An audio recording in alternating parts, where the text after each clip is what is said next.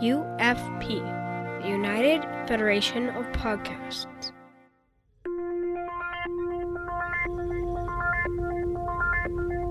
Engage.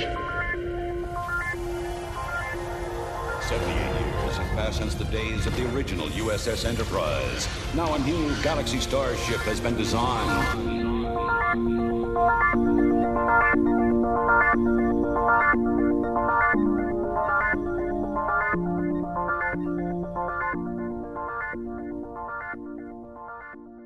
Transporter Chief, beam our listeners aboard. Welcome to Galaxy Class, a Star Trek The Next Generation podcast on the United Federation of Podcast Network. I am Diplomatic Standard Bearer Kevin Scharf. With me is Counselor Amy Nelson and the head of Holiday Merriment, Joe Keegan. Hello, lady and gentleman. Hello. Happy holidays. Yeah. Is Santa done or? Santa is done. Santa has been packed away and hung up in the closet until next. No. Santa goes back to the North Pole or Lapland and starts making all the gifts for next year, surely. He gets a day or two off first. He takes the week between Christmas and New Year's off. Has he unionized recently? Well, he's the boss. He deserves a week off. He decides. So, it's a lot of things you got to do in a week. Yeah. In one night, right? Absolutely. And I was thinking about this the other day. Does he go to all the children of the world? No, he does not. He only goes to the homes of where they actually celebrate Christmas. So, where he's invited in. You can be a non-Christmas celebrant, but still invite Santa in. But he doesn't go where he's not invited. I love that, yes. Okay. So it's like a religious-based thing. So like Muslim households he wouldn't necessarily go to because Christmas isn't a thing there. I wouldn't even put it religious. Well, Christmas. No, but people can celebrate Christmas without celebrating the birth of Christ. I suppose we have a Santa Claus and a Christmas tree, so it's nothing about Jesus or God, really. So, exactly. Yeah. But I want to pick up on what Kevin said about you have to invite Santa in. He's like a vampire. Yeah, he's a vampire. Invite Santa into your heart, the spirit of Christmas, Father Christmas, the gift of giving. But in the dead of night, that's what it's all about. You invite like a bearded white guy into your house while you're asleep. And offer him milk and cookies. He's not always a white guy. Not always a white guy. Coca-Cola says he is. So. Yeah, no, I had a good season this year, and it was fun, and a lot of fun, and my season's going to actually start earlier next year. I've already got bookings for the first weekend in November. That's exciting. Yeah. Well, people want family portraits done with Santa, so we want to do them early next year so they can give them as Christmas gifts. For their cards. Great idea, yeah. Yeah, so I'm working with several photographers next season, which will be fun. We should get a Galaxy Class Christmas photo with Santa. How are we going to do that? Get somebody to Photoshop us all in so it looks like we're all together. We don't actually have to I thought maybe you wanted me to bring my Santa stuff to Chicago. But then, we couldn't get all of us because... Then I wouldn't be in the picture. I know. We need some Christmas miracle or a transporter accident. We'll figure it out. Well, why don't we check the communications array to see if we have any comments from our listeners? Logs accessed. But it seems like our listeners have been very busy because it's the holiday season, and our last episode came out on Christmas Eve, right? So no time for podcast comments this weekend. So completely understandable, and we're so glad that hopefully our listeners had a great time with their family and friends, and maybe we'll comment on this episode. I hope they do. Yeah, I was totally wiped out by Christmas. Because I cooked, and Ewan's mum and dad were here. My mum and dad were here. Ewan's brother was here. I cooked for everybody, and it was a giant extravaganza of a feast. And I made my own butter and my own bread, and I just did everything. You made the butter? I made butter. I churned butter out of double cream or heavy cream. Yeah, so I was totally wiped out after Christmas night. I was done. I think I slept most of Boxing Day. totally wiped out. So I get it. That's why our listeners haven't commented. Because if they're anything like me, they've been wiped out by Christmas. It's very understandable. Very understandable. This is the captain. Senior officers will report to my ready room immediately. Well, our topic today is going back to our character profile series, and this time we are talking about a character, not in the main cast, because we've covered all of them, but someone who has appeared on The Next Generation 52 times, and that is the Transporter Chief, Miles O'Brien. So, what is the first thing you think of when I talk about Miles O'Brien? Irish. Oh, Joe? Yeah. Definitely Irish. Yeah, with him being on the transporter, just sort of he's there to welcome everyone. He's sort of the face of the ship when people come. It's like, there he is. I never thought of that. I guess you kind of want a smiling Irishman when you beam onto a ship. No, I really like Miles. I like his time on TNG. I like he's sort of a secondary character, and 52 episodes. That's a lot. And so we get to see him, and I love the little stories. And as I was researching this, he has done a lot of scenes with Troy, and I think that's pretty cool. Like, remember in Power Play when they were taken over by those prisoners at the South Pole? He was one with Troy, and then also remember in Disaster, he was on the bridge with Troy. So some pretty important, significant episodes for him and Troy. Yeah, he was being a teacher in Disaster. Yes, he was. Because Troy wasn't sure what to do, and he was educating Troy in all the systems and what happens. He was good to be like him. I think of him as a family man, although he didn't start out that way. We got to see him get married and start his family on his time on the Enterprise. So I always thought that was kind of nice that we had another character besides Crusher who embodied the familyness of the ship, right, and the community. Yeah, and Keiko was not a member of Starfleet, so we're getting this, a better, more universe building of what it's like to be on the Enterprise, but not in Starfleet, and that's really nice to see. Some off Which time, they could only have really done on a Galaxy class starship because you're allowed families on board. All the other Starfleet vessels really didn't have civilians to any great extent, so or children. That allowed them to introduce Keiko, I suppose. I think the other thing that I was thinking of when we're thinking of first things that we think of when we say Miles O'Brien is he's really well developed through his course in TNG. He's really multifaceted. We see him as the Transporter Chief. We see him as kind of this educator idea in Disaster. We see him as a father figure and a husband and the family man. We also see that kind of negative aspect of him with the Cardassian introduction. And I was thinking about that too. Yeah, he fought the Cardassians during the war on Setlik 3, and he has a complete distrust of Cardassians. He hates everything about them. That's maybe the other thing that I would pick up on is he's a really well-rounded character. Agreed. And for somebody who, for so many episodes, was just sort of in the background, he really did become a very well-developed character even before he left the show to be a feature character on another show. What about obscure facts? What kind of obscure facts do we know about Mr. O'Brien? I was going to say he died and then was replaced by his future self, which is maybe less obscure. Deep Space Nine. He died? On DS9. Yeah, he was time traveling from like near points in the future, and then his present self died, and his future self stayed. What? I have seen all of Deep Space Nine. I don't even know what this story is you're talking about. There's Romulans cloaked outside, and they're doing something with something, and something happens and the station explodes, and he's having visions in the future. Yeah, I can't actually remember, but he dies. Wow. And then he gets replaced by his future self, who didn't die, obviously. I think when you look at his time on DS9, which we really aren't here to talk about, he is the most tortured character in Star Trek history. I mean, he served a 20-year prison sentence in his mind. He, his daughter was taken to a planet where time ran differently and ended up becoming a feral human.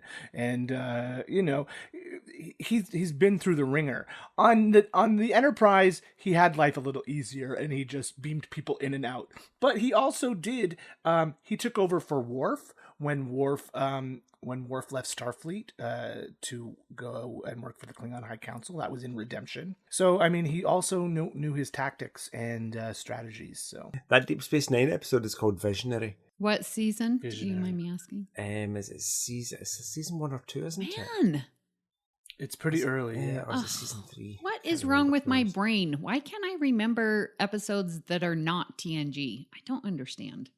Advanced age. Oh, he was also replaced by a replicant on DS9 as well. Yeah, I saw that on Memory Alpha, but I didn't know that. Okay. Well, one little bit, an obscure fact, listeners. Miles O'Brien was named by Rick Berman, and he was supposed to be called Aloysius. Thank goodness. Well, I guess I shouldn't say that. I'm sorry if you were named Aloysius. But he was named Miles O'Brien from Rick Berman, who named him after his nephew. And I just love hearing sort of, the history and where these names came up. I think it's really nice. And I did not know that. So a bit of trivia for you. I like that. Aloysius. Is Aloysius an Irish name? I think it might be. It might be. St. Aloysius. Here's another piece of trivia while you look up Aloysius. He is one of only 2 enlisted characters who ever had real roles on Star Trek. So there was only him. The only other enlisted character that we ever saw multiple times was Yeoman Rand on the original series. Yeah, unlisted. Now that's a bit problematic. It all happened because they changed his pips when he went from the one show to the other. But even before that, too, because they were calling him... Yeah. They just called him Chief. So I just assumed that he was... That was like Transporter Chief O'Brien. But it was Chief Petty Officer O'Brien. One thing with Miles O'Brien, he I feel, has a lot of hobbies. And one of them is shipbuilding. Which, when Picard's like, didn't anyone build ships? And he's like, I did. I love that. I did, yeah. And he played the cello, which we only ever saw him do once. And the number of times he was on screen, he only ever played the cello once. I don't think it ever came up on DS9. Oh, yeah. I don't think it was either. No, I don't think it's really a thing that fits with his character. Right. But he performed a concert with Data, didn't he? He did, yeah. But that was early in his character development, so probably just something they shoehorned in there to say, everybody in the future is accomplished at multiple things. Given who he is, I don't think it fits. And O'Brien is the only character to appear in 2 series opening and closing episodes. Yeah. Well, and according to Lower Decks, he's the most important man in Starfleet history. And he has a statue named after him. Mm-hmm. I can see that. Yeah. And I love that the statue had his sleeves pushed up, because that is the O'Brien maneuver. Pull your sleeves up. Yep. The O'Brien maneuver. Picard's is tug your shirt down, and O'Brien is put the sleeves up. O'Brien does seem like the kind of person you want to go to 10 Forward and have a beer with, right? Like, he just seems like an all-round nice guy. He doesn't really have any hang-ups except that whole little Cardassian thing. He's just a guy that you want to spend time with. I think he's approachable, a family man and, sort of friends with everyone. And maybe it's because he's not an officer, right? He's our original Lower Decker. He kind of is, yeah. And yet he was in charge of engineering for an entire space station. An entire space station that was falling apart. Exactly. That was built with alien technology. All right. Shall we move on to career highlights? What do you think are his crowning achievements during his run on Next Generation? Well, one that I think was very important in Redemption, he had a pretty critical role in the deployment and maintenance of the tachyon grid, which was going to trap the Klingons sneaking in, right? Remember that? I think for him just being and I say just, but him being a transporter chief and then going to this operating the grid system, that's a pretty big jump of trust that Picard and everyone has. True. For him. I think it's pretty amazing, and it was very important and critical to the whole balance of the quadrant. Amy, you said it was a Klingon sneaking in. Was it Romulans that were sneaking in? Well, remember it was that they were trying to get the supplies through the net with the Duras sisters, and yeah. Well, I would say, I don't know if this is a crowning achievement, but it's an achievement for sure. When during Disaster, which we spoke about recently, he is the one who talked Troy through being in charge, through that right? calamity. He was her conscience. He was the source of good advice, and I don't think we can discount that. He basically helped save everybody because he basically told Troy, you need to trust yourself and do what you think is right because you're in charge right now. I like him in Disaster as a counterpoint to the fact that I don't like Ro in Disaster. As a crowning achievement, a crowning achievement is something that's hugely memorable when I'm struggling for TNG to come up with something, because he was a background character. Marrying Keiko is not a crowning achievement. Maybe for his family, but not for his career. True. Maybe just serving aboard the flagship, being one of the people chosen. He helped save Picard when he was Locutus.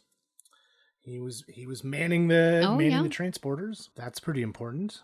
Yeah, I think, Joe, to your point, for his career highlights, without getting into Deep Space Nine, because this is a secondary character, it's not going to be, this magnificent crowning achievement because he is a secondary. So, I mean, to your point, not that much if we compare him to our main cast. But I think he definitely had some important roles and continues that much more obviously on Deep Space Nine. I think when you move him over to there, his crowning achievement is keeping that station together. Like it was falling apart, and he kept it together with self-stealing stem bolts. Still don't know what those are, but yeah, he did. Well, maybe they had some type of programmable matter, and they just self-seamed themselves. What about his family? Like we've already mentioned that we consider O'Brien a family man. How does he get along with his family? We have to mention Keiko, don't we? We do have to talk about Keiko. I don't mind. But we have to mention her because, for whatever reason, Miles loved her deeply, and for whatever reason, Keiko chose to take his surname, even though it's in the 24th century. Yes. Oh, I didn't know that was a thing. It's still really outdated. Well, it's outdated now. To take the surname of your husband. So if it's outdated now, it'll be even more outdated over 300 years in the future. So, question, because they had kids, would you not want to have it be one family name? And so would it be acceptable for the family, once they have kids, to then change their name or no? I know friends of mine where the mother and father have different family names, where the mother's kept her name, the kids just take the father's name. I'm sure it could go either way. Because I mean, this totally tangent, but when I was growing up, my mom, because my parents divorced way. I was like 1, okay. But we were Nelson, which is my father's last name, And then when my brother came along with a different father, once he left that father, so then we had 2 children with 2 different last names. And Mom was like, well, that just doesn't, for a family unit. So we went, everyone, all of us, even though I was really the only Nelson, we all went by Nelson to sort of keep that as a family group. And I appreciated that. I liked that. So do you think that Keiko could have, once Molly came along, then changed her name? That's what I was asking. Molly O'Brien or Molly Ishikawa? Do you know what? It's just a name. It doesn't define who you are as a person. Yeah. The interesting thing for me about the Miles-Keiko relationship in the early days is that we never saw them get together. The first time we see Keiko is on her wedding day, right? Data's Day. Data's Day is the first episode we see her in, and she's getting ready for her wedding. So we really don't know much about the O'Brien's relationship before they got married. All we know is Data introduced them, and they fell in love. That's all we know about how they got together. And I've been critical in saying they didn't really know each other very well, because in The Wounded, they're sitting down to dinner and, he wants to cook his Irish potato and meats and stew. And, Keiko wants her seaweed and Juneberry berries or whatever they were called. Yeah. And it's like, why do you not know this about each other? It's crazy. Mm-hmm. So maybe it's like a relationship where they just got set up and then just decided to get married real quick without knowing each other. I don't know. Crazy. Yeah, it is a little strange when you stop and think about it. But again, Miles was a minor character, and they wanted something interesting for Data to do. So what will we do? Oh, we'll have a wedding. And, who's going to get married? Well, it should be somebody we know. It's Miles. Well, who's he going to marry? I guess we're going to have to invent somebody. Here's Keiko. So, and even when they moved over to the other show, we were never given any backstory, any context for their relationship, which is not great. But do we need that? It's like they obviously have a connection. They do. We don't really need to see it. It's just that they have it. We might not particularly feel anything towards it, but it exists and it's there. Yeah, it's a bit weird that they don't know each other's kind of cultures very well. And they have replicators. They can both have what they want. He can have Irish stew and she can have sushi. It's fine. It's not like you're making a lot of stuff and it's going to go to waste. It's just going to get re-replicated again. Or unreplicated. Yeah. So one thing, I'm just going to extrapolate how I think maybe Miles, his relationship with his mother, even though there's only one little mention of his mother, and that is in The Wounded, where he was describing to Keiko, how his mother prepared food and felt like the replicator that the food was less nutritious. And so she would get in with her hands and make the food. And Keiko was just so surprised by this. Your mother did that? And I felt like when Miles was telling her that, like he was speaking with so much pride and love in his voice for his mother. I feel like his mother was a good mother. They had a good relationship. And I think that's definitely shaped his life, even so much that he was explaining to Keiko, like, maybe you should be cooking and making things by hand. That's sort of, I felt, was the point of that story. But I think his mother definitely shaped his life that way. I think that a lot of the joy of cooking will be removed if we invent replicators. And I still think there will be a push to do things by hand. Like there will be artisanal bakeries still. There'll be things around where you can actually do things by hand because it's an important part of being human. And taken from nature and producing your own food. And I kind of find it hard to believe that Keiko would never have experienced this before. There's something about a cultural aspect of where she's from that food is really important. Mm-hmm. That just relying solely on a replicator makes it a little bit unbelievable. I don't know, things might have changed 300 years in the future. What do you guys think of Molly? Ugh. Oh. No, I mean, she's fine. I mean, if you're going to have a toddler on your show, I mean, there's only so much she can do. Miles loves her. Miles will do anything for her. And it's a nice father-daughter relationship. Well, and I think it's a very strong father-daughter relationship, because in Power Play, like, it's when he sees Molly, that's almost the thing that trips Miles, like his consciousness to break through, because he almost recognized Molly. Yeah. And he, with Keiko, that didn't, I think it was that father-daughter relationship that sparked that. And you're not going to get that unless you have a strong relationship with your daughter. So yeah, I think you might be right. That really strong familial bond kind of overpowered the controlling consciousness there, but it wasn't quite powerful enough. Yeah, Molly, just like Kevin said, is toddler. There's limited things you can do with her. Annoying is the word I would maybe describe, purely because she is a toddler. Mm-hmm. And just whiny and getting in the way. Yeah, I mean, she's a kid, and she does kid stuff, and it is. I put Worf here, and I know it's not family, but I think out of all the people on the Enterprise D, I would put Worf closest with Miles. And I was thinking when Wesley was going around and gathering Worf's friends so that he could do his ascension ceremony with those pain sticks and get jabbed. Miles was there. He was right there, yeah, I'll come for sure. And then Worf gave Miles a Klingon knife thingy, weapon. I'm not quite sure exactly which. So, there's obviously Worf felt compelled or wanted to give him a wedding gift.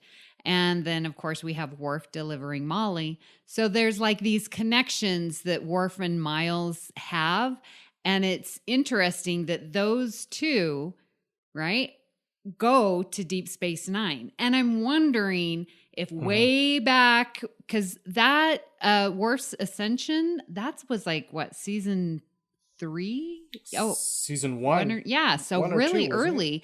I'm wondering if they sort of, the writers knew that those two, were going to be friends and continue to Deep Space Nine. I just find that interesting. I don't know, but it does make sense. I mean, like, Miles was never at the poker games, really. Like, he was in his little classical music quartet, so I mean, he's got those kinds of friends. But because he wasn't part of the main crew, we never really saw his relationships with anybody really except Keiko. So I thought he was at 1. Wait, wasn't there an episode where Miles and Keiko were like friends with another couple on the ship? Oh, that was Data. Did he double date with Data and... Yeah, double dated with theory. Data and Jenna. Yeah, Jenna Disorder, yeah. But having said that, he is the kind of guy that anybody could be friends with him. Like, that he puts people at ease, so... No. There was... No, Miles did play poker with them. Did he? It's Pulaski... So obviously season 2, LaForge, Data, O'Brien, and Riker. Gosh, why? I'm like reading all of this and they're not even saying the episode. Was that in Measure of a Man? Ooh. Because that was a Pulaski episode. Yep. The Enterprise is visiting Starbase 173 for a crew rotation. Meanwhile, 4 of the senior staff and Chief O'Brien sit down in Riker's there you quarters go. for a game of poker. Yes. He was on very good terms. Even if we didn't really see it other than that episode, he was in enough to be he in cracked the poker game. That's pretty important. More so than any other enlisted. Ro never played poker. Thank goodness. Well, what about regrets? Do you think O'Brien has any regrets, especially from his time on the Enterprise? So this is a really good question, and I want to ask you, do you think that Miles regrets what he did on the USS Rutledge with Benjamin Maxwell in supporting Maxwell when his crew was doing the mutiny? That's a good question. I know, he had a change of heart. And so would we put that as a regret? And so at the time, when Miles, obviously we just hear about it, that he goes to save Cellist 3. Do you remember that? I know I'm saying it wrong. Cellist or Cellist? Yeah, Cellist. Yeah, Cellist 3. And he saves, I think, 17 crewmen and gets them out. But at that time, he gets thrown a phaser. It's set to kill, and he kills for the very first time a Cardassian. Right. And so he's known as the hero of Cellist 3, hero in quotes. So that sort of is that. But then, with the Maxwell, he was, he was going after something, the Cardassians, and the crew was like, no, we shouldn't be doing this. And they wanted to, overthrow him. Mm-hmm. And Miles stood up and sided with Maxwell at that critical point. And so then the crew wasn't able to overcome and take control of the ship, and Maxwell stayed in command. And so it's that decision that I'm almost wondering he might regret. I think I'm going to jump ahead a little bit to one of memorable quotes of O'Brien's. He says to a Cardassian who's sitting at the bar, "It's not you I hate, Cardassian. It's what I hate what I became because of you." So if that's not a statement of regret, I don't know what is. So I think there is some regret, some real regret. Mm. The fact that he was able to be pushed over that line, right? But is that an easy line to be pushed over? Because the Cardassians attacked in error a Federation base.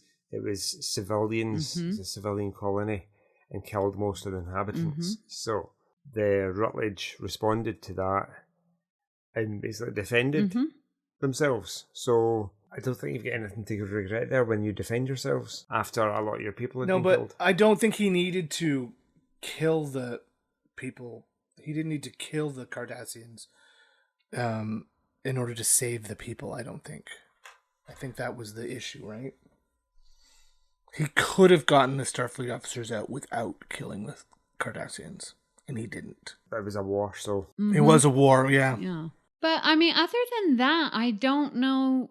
I think he loves his career choice. I think he loves, serving on the Enterprise D, and then moving on into Deep Space Nine. I think he loved being the chief engineer, and I think, he loves Keiko and has 2 kids with her, and I don't think that he's outside of that one little thing that might be questionable. I think he's good. Do you think, I'm going to move to Deep Space Nine, do you think he maybe regrets getting a little bit too close and personal with Kira? Yeah, with what do you Kira? mean? Yeah, mind when Kira is pregnant with the other child, and they're on the runabout together, and they almost kiss, but don't, and there's talk about going on a holiday together, and it's just a bit creepy and weird. Yeah, but Keiko sort of wanted them to be close.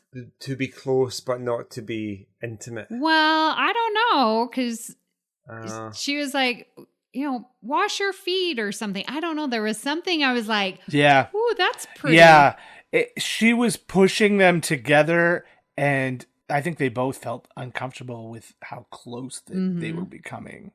So I don't know if he regrets anything, but I think he knew where he was and where he was in this relationship and when to stop. I mean, I don't know. I mean, if this is Star Trek getting kinky on us, as they're all adults, I'm totally fine with it.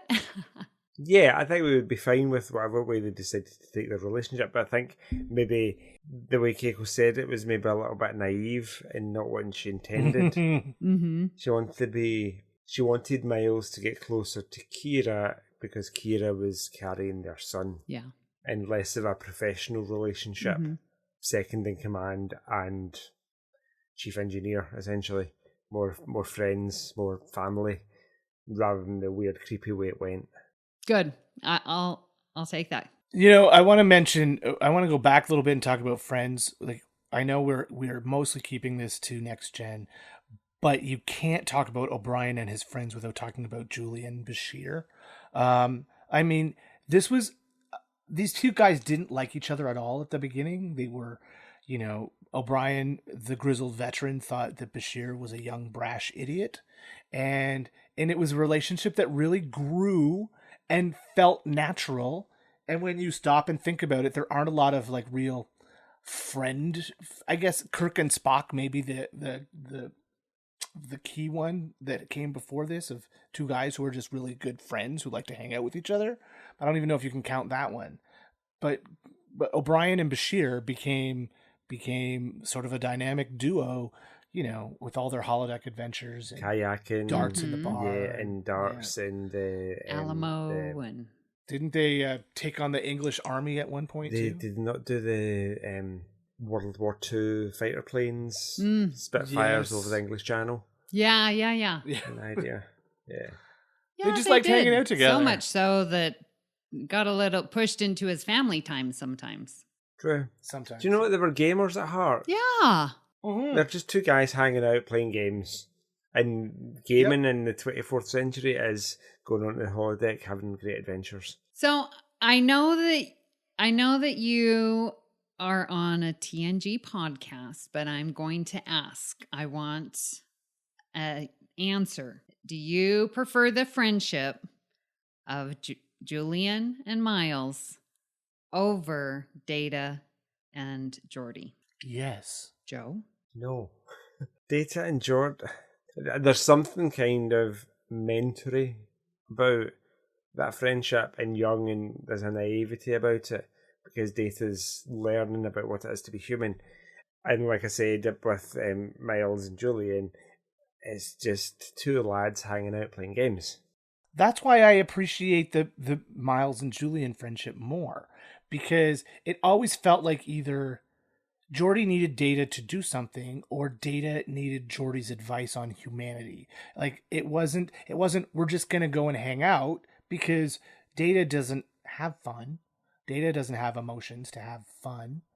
And it could be fun to hang out with Data, sure. But Julian and Miles are just two guys who just want to hang out and have a good time. So that's why I think I like their friendship better. I don't think you can really judge friendships, can you, like that? They're really close, so the friendship and family is what you decide it's going to be. And if that's what Data and Geordi's friendship is about, then it's fine. I'm down with that. Yeah, I will always go TNG because that's just, my comfort zone. But I really do appreciate the Julian and Miles friendship. And I think the writers on both shows perfectly did great friendships there. And I look to the other series, even the original series, I don't like the trio. I don't think that's a friendship. To me, that's more of a work of Kirk, Spock, and McCoy. So when I think of friendships, it's definitely, Data, Geordi, Miles, and Julian. I would compare Miles and Julian's friendship more to Beverly and Deanna's. Oh, interesting. Because those are two people that like to spend time together. Because they have similar interests. They do your yoga, get the gym nails together, done, get the hair done. Yeah. Exactly. Sorry, tangent, but yeah. No, that was a good question. That's a very good question, and it led to a very interesting discussion. Yeah, I don't know of any other series that do friendship as well as TNG or DS9. Because Enterprise, I don't. Voyager. I'll give you Michael and Tilly. No, not even gonna take it. Nope. No. Nope. No. And Paris and Kim. Yeah, I know they Paris and tried to get that to the level, and they're great. But as far as on screen, what we see, I think those two friendships are the best. No, Trip and Malcolm. They were friends, yes, but not as good. They weren't as well written, in my opinion. When I was at Star Trek Las Vegas in 2019, one of the panels I went to, it was one of the mission log panels, and they were asking. It was a poll on the audience, and it was which is the best. The poll was to determine who was the best Star Trek friendship, and they were eliminating pairs as they went along. I think they had Kira and Dax. Oh, that is a good on one. there as a pair. What about Awoshikin and Detmer? There you go. For what little we've seen. But do you know what, we've seen it and it seems pretty tight. Yeah. But I will give Harry Kim and Tom Paris kudos for their current podcast, Delta Flyers. If you guys haven't listened to it, wow, their friendship is solid. I mean, Garrett Wong and that's awesome. Robbie, as he calls him, Robert Duncan McNeil. I love listening to their podcast, and they're just talking about Voyager episodes. Some I've seen, some I haven't, but I will listen to them every week because that friendship shines through, and I just think it's great. But as far as on screen, I don't put that friendship anywhere near those two. Well, let's get back to the O'Brien discussion, and let's talk about what characteristics do you admire most as you've watched O'Brien work with the crew? I want to go first because in Realm of Fear, this is the one where Barclay is afraid of the transporter and there's stuff in there. And so everyone's sort of, reliving their fears. And what I love about Miles, and we learn in this episode, is that he has a fear of spiders, which is called arachnophobia. But to overcome that, he keeps a pet tarantula named Christina.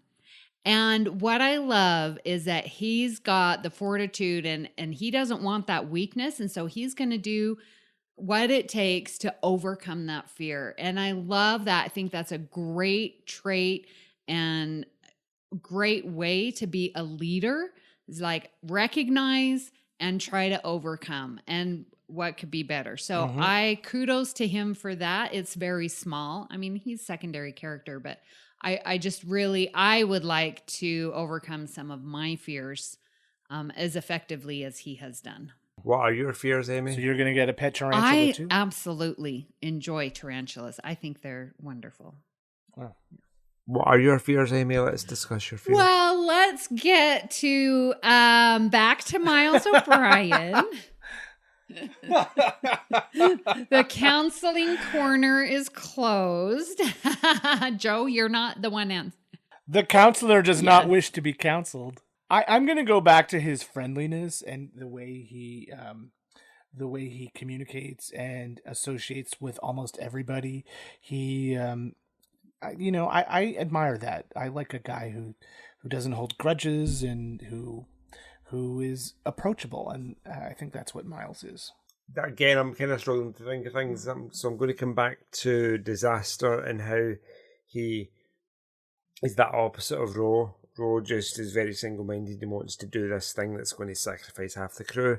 But Miles teaches Troy kind of how to lead, teaches her how the ship works and what's going on, so that she's informed with a view to making the best decision. So that kind of teacher quality that he has about him. So going off of, Kevin, what you said, sort of my favorite moment or quote from Miles, because he's just so friendly, and I think him and Riker have a good back and forth. And in Pen Pals, right? Remember, they're going to beam up Sergenko, and that's sort of going against Prime Directive and stuff. And so Riker is in the transporter, of course. There's Chief operating it. And Riker says, O'Brien, take a nap. You didn't see any of this. You're not involved. And Miles, to your point, Kevin, just friendly, approachable. He's like, right, sir. I'll just be standing over here in the corner dozing off. I mean, he could have just said, yes, sir. But he adds that extra, yep, I totally get what you're saying. I understand. We're good. You know, there's that unspoken, yeah, I'm following you. I've got your back. We're good. I just, it's great. I think it's so fun for just Miles to also be talking to his commanding officer like that. Just no fear of, I get trepidatious. Is that the word?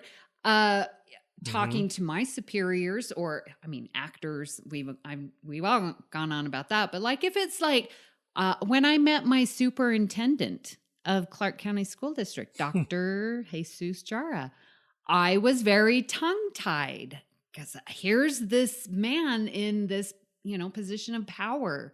And for Miles to just like, yes, sir, I'll be dozing off in the corner. Don't worry about me. I love that. I really, really awesome. And that goes for Picard too, right? Like there was the scene where Picard was talking about the ship in the bottle, and Miles is like, "Oh yeah, I build ships in bottles. Doesn't everybody build ships in bottles?" And the rest of them are like looking at him like he's from another planet, which he was. He's from Earth, but he has no qualms about talking casually to his superior officer and the commander and of that the ship. takes a level of self-confidence to talk to everyone the same with respect. It's not that he's disrespectful. He is what you see. You get what you get with Miles, and it's great. In Disaster, after Picard leaves the bridge with the 3 children, O'Brien turns to Troy and says, "I'm not sure who I feel sorry for, the captain or the children." Oh, that is perfect. Good job, Miles. That's all good. Why don't we move on to final thoughts then? So, in the end, after all this discussion about our favorite transporter chief, how would you sum up Mr. Miles Edward O'Brien? Well, I really appreciate doing this research because I didn't really know that much about him. He's just sort of in the background. And so to put him in the forefront of this episode, I think is very deserving. Kevin, I think you are absolutely right in picking up like how approachable he is. He's just your everyday guy. He's so relatable. And he's got a lot of interesting one-liners that just sort of support but not steals the show. And when he is, part of the main story, he does so amazing. Again, like I said, he's interesting with Keiko. That family dynamic, again, shows us another example of a family that's not in Starfleet, but yet still critical. I think that his engineering and how he problem solves and how he's always on the transporter definitely builds and leads to Deep Space Nine perfectly. I think it's difficult to talk about him without talking about Deep Space Nine, but I think it definitely, his time on TNG is well served. And 52 episodes. That's pretty major secondary character. I'm going to be a little bit more succinct than Amy and just say that he's a really grounded, down-to-earth, good guy, Irishman, and family man. Yeah, you really can't say much more than that, can you? He's the kind of person that I'd like to get to know, that I'd like to hang out with and have him tell me some stories. Because that's what Irishmen do. Oh, and his right? singing. We didn't even talk about his singing. We didn't really talk about the fact he's kind of he's a big deal, isn't he? He's kind of really famous. He's been in loads of big budget Hollywood blockbuster movies. Oh, Colombian. Yeah. Okay. So, not Miles, Okay. the actor guy. He's like maybe one of the biggest stars we've had in Star Trek. Yeah.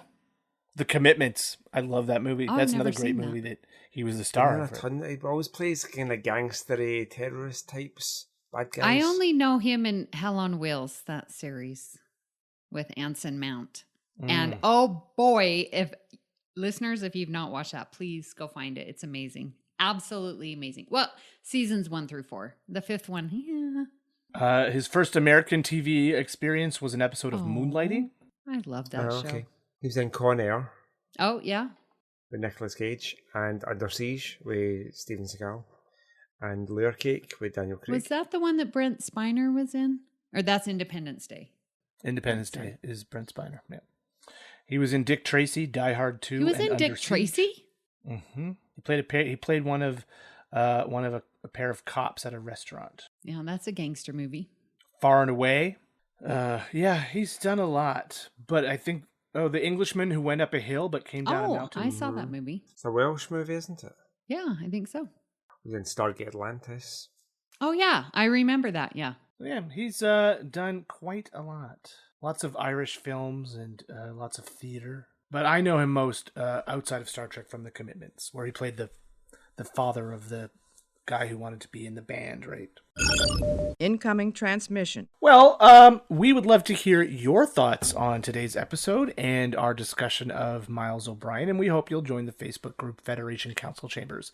You're welcome to start conversations with us or add any general Star Trek info you want to share with the group. If you'd like to send us an email, you can email us directly at galaxyclass@ufp.earth, and we will read your email on the show.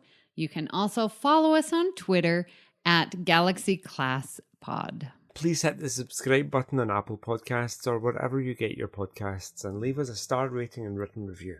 That helps others to find the show. You can also follow the entire network's podcasts with our master feed by searching United Federation of Podcasts. This way you won't miss any of our fine shows like All Good Things, Franchise Fatigue, Always Hold On to Arrow, History with the Szilagys, Mickey's Marvels, Sasquatch and Infinite Diversity. So, Amy, where can people find you when you're killing Cardassians with your cello? Oh. Because Cardassians hate Well, if cello. I'm playing it, then yes, everyone's dying.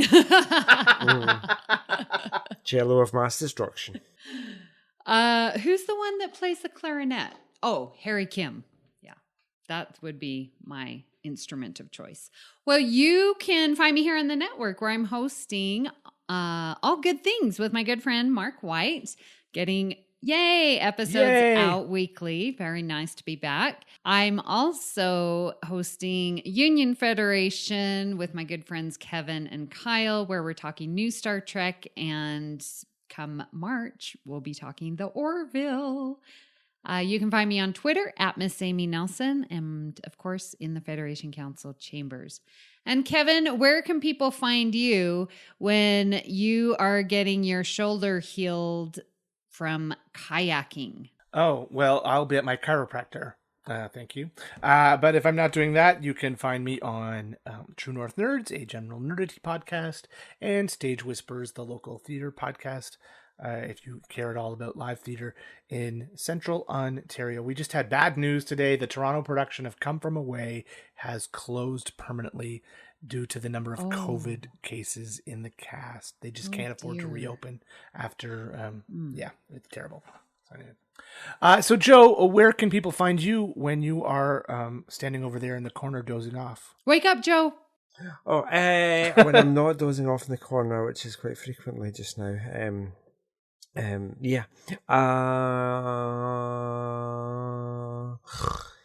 You can find me on the Federation Council Chambers.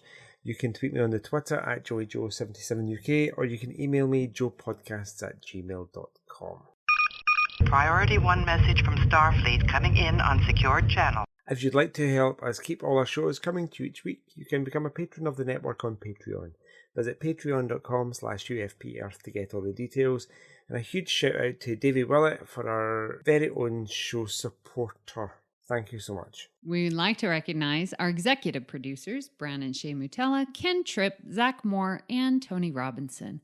We'd also like to thank Zach Tripp for our opening and closing music, and Tony Robinson for our amazing show art. So thank you for beaming aboard the Galaxy class, and until next time... Caed mille fortune. Great joy and gratitude. She what? Canceled the wedding? Today? Without even a word? Of all the childish, selfish, irresponsible things to do! Engage.